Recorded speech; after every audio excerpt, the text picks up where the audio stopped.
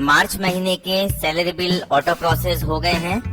आइए हमें उन्हें किस प्रकार चेक करना है, क्या क्या डिडक्शन हमें चेक करनी है, कौन कौन से डॉक्यूमेंट्स हमें अपलोड करने हैं। आइए प्रोसेस स्टार्ट करते हैं। यहाँ मैंने लॉगिन किया हुआ है, आपको यहाँ दिख रहा होगा। अगर आपने मेकर चेकर अप्रूवर रोल किए हुए हैं तो यहाँ माई रोल में सबसे पहले अगर आपको मेकर दिखता है तो उसे हमेशा आप यहाँ पे अप्रूवर कर लीजिए।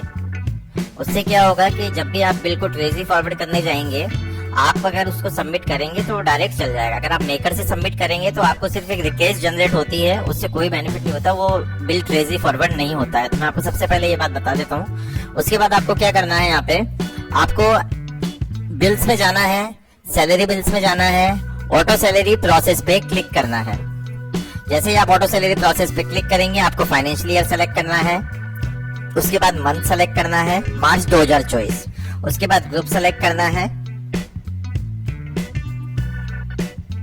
ग्रुप सेलेक्ट करने के बाद आपको यहाँ पे सर्च बटन पे क्लिक करना है। जैसे ही आप सर्च बटन पे क्लिक करेंगे, आप देखेंगे कि आपका जो बिल है अब वो ऑटो प्रोसेस में आना स्टार्ट हो गए हैं। हम और चेक कर लेते हैं कि हमारे सारे बिल यहाँ पे ऑटो प्रोसेस हुए हैं या नहीं। एक एक करके आप सारे बिल्स चेक कीजिए, और जो नहीं हुए हैं वो मंथली सैलरी प्रोसेस में हम देखेंगे कि कौन सा नहीं हुआ है। यहाँ देख सकते हैं हम जो भी बिल चेक कर रहे हैं उसका स्टेटस आ रहा है bill not forwarded through treasury. इसका मतलब है बिल अभी तक फॉरवर्ड नहीं हुआ है ट्रेजरी के लिए।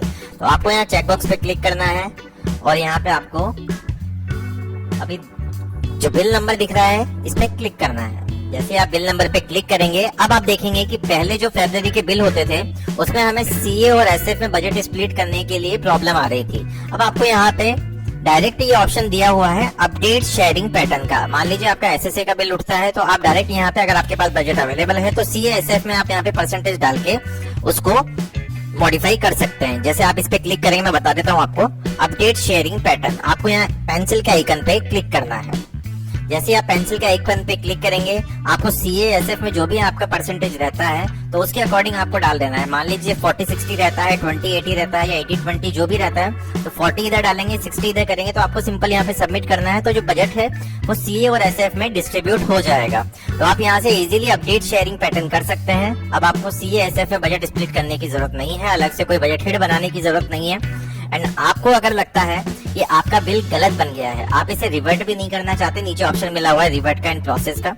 अगर आप इसको रिवर्ट भी नहीं करना चाहते हैं तो आपको सिंपल यहाँ पे डिलीट का बटन दिया हुआ है, तो आप इस बिल को यहाँ से डिलीट भी कर सकते हैं। एंड एम्प्लॉय पे डिटेल में अगर आप कोई चेंज करना चाहते हैं तो आप इसको इजीली यहाँ से कर सकते हैं। अब हम इनकी एम्प्लॉय आईडी पे यहाँ पे क्लिक करके देखते हैं। जैसे ही हम एम्प्लॉय की एम्प्लॉय आईडी पे क्लिक करेंगे, ऊपर उसकी बेसिक डिटेल्स आ जाएगी। अब आपको क्या करना है, यहाँ पे सबसे पहले इनकी बेसिक पे वगैरह डीएनएस अलाउंस यहाँ पे सबसे मेन चेक करना है कि इनका 50% अपडेट हुआ है या नहीं हुआ है। बहुत सौ का ऑटो अपडेट हो गया है बट बहुत सौ का नहीं हो पाया है, तो आपको क्या करना है, डीए अलाउंस डिडक्शन में जाके अलाउंस इंडिविजुअल में डीए को डिलीट करना है और वापस से ऐड करना है। जो ऑर्डर नंबर है उसमें आप एफडी वाला वो बजट वो जो ऑर्डर है वो मत डालिएगा। जो नंबरिंग में कुछ भी ऑर्डर डाल सकते हैं, 1 2 3 4 करके जो आपकी इच्छा हो, उसी के बाद वो एक्सेप्ट कर लेगा उसको। तो यहाँ पे आपको इसकी डिडक्शन चेक करनी है। इनकम टैक्स आपको देख लेना है पहले एक बार कि जो पिछले मंथ में कटा था वही नहीं है, ज्यादा तो नहीं कट गया है। एसआई में अगर किसी ने फर्दर कॉन्ट्रैक्ट कराई है तो वो अपडेट हुई है या नहीं हुई है, एलआईसी आ रही है या नहीं, आरजीटीसी कटौती सही है या नहीं बेसिक के अकॉर्डिंग।